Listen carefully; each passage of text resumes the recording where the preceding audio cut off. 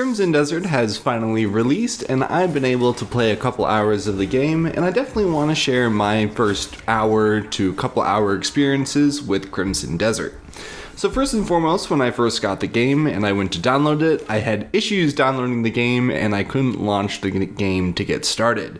So I actually didn't play the game on its release date because I couldn't launch the game or figure out what to do to launch the game, and I didn't really want to spend the time to figure out how to launch the game just to get in, so I figured I'd just wait. So I was able to launch the game.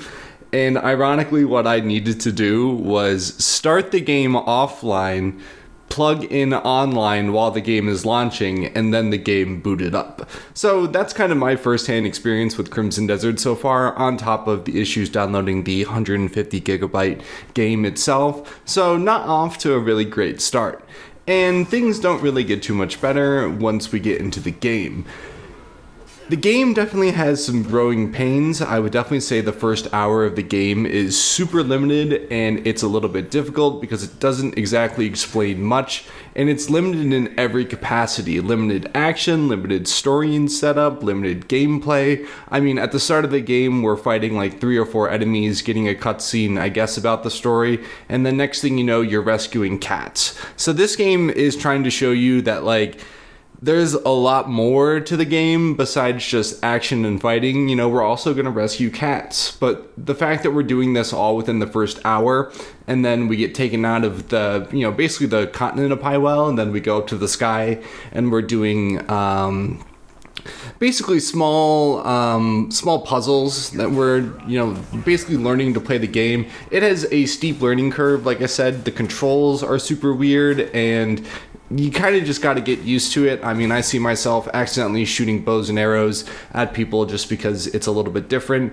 And it's a little bit buggy as well. Some of the audio I've noticed is off, and maybe a couple glitches. The camera also forcefully puts you in certain spots. So there's a lot of things happening in Crimson Desert within the first, 1 to 2 hours of your gameplay that make it not really enjoyable to play. And that's what I'm going to say about the intro, is that I don't really like the intros of video games. I just generally don't like, and this game does not have a good intro. Nothing really hooks me at all. But now that I'm kind of opened up into the world and, learning how to play and learning where to go and what to do, it's a lot more fun. The introduction is just terrible, and on top of the issues that I had with installing the game, it just made me kind of not want to play the first hour of the game. But like I said, now that the game is fully opened up, I'm absolutely enjoying the game, learning about the combat, and just seeing how much there is to this. The map of Crimson Desert is absolutely huge, and I've only explored kind of the first little bit of it so far. A very, very small amount of it, and just knowing how much is out there in Crimson Desert definitely has me excited. And now that I'm fully playing the game, a lot more enjoyable. There's things that I like. The combat is cool. I like the stamina stuff that they have. The climbing stuff with this stamina is very cool.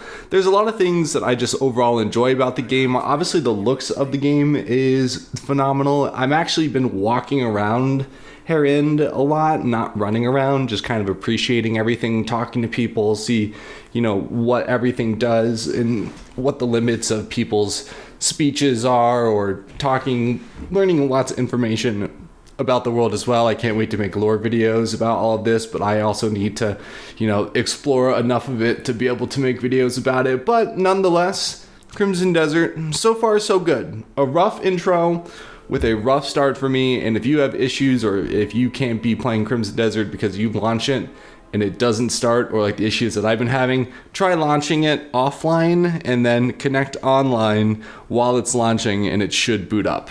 Super weird issues that I had, my own personal experience, but yeah.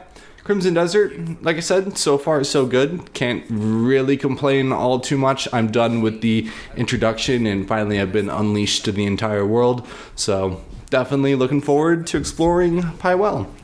And with that, subscribe if you'd like, comment down below, and until next video, goodbye.